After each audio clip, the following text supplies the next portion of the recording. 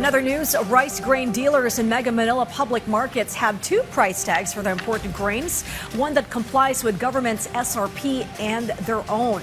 So they could easily switch to government's SRP on DA or DTI compliance inspections. But the joint inspections these days are unannounced and have the police in tow, so violators can be held swiftly into account.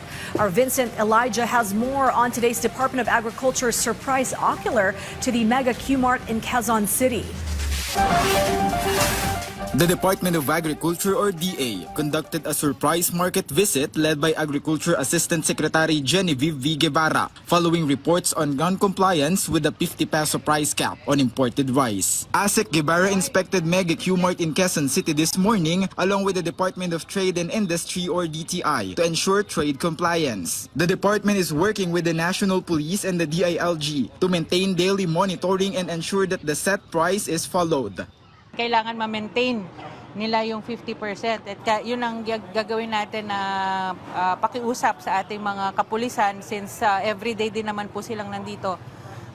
Kung meron po silang makita at magbago po yan within the day or bukas or sa masusunod na araw, yun po yung kailangan natin bantayan.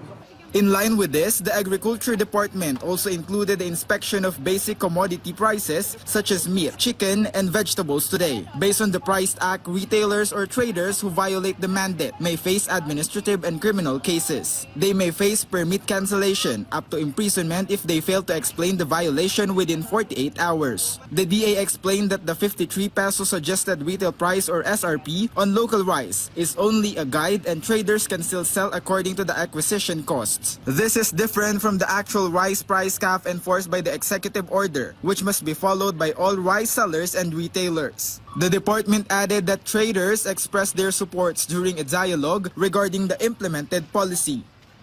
Balak din po namin puntahan yung ating mga wholesalers, mga traders po natin, pati pa importers. Pero definitely nagkaroon na po tayo ng pag-uusap at sabi naman nila sinusuportahan nila yung ating price cap.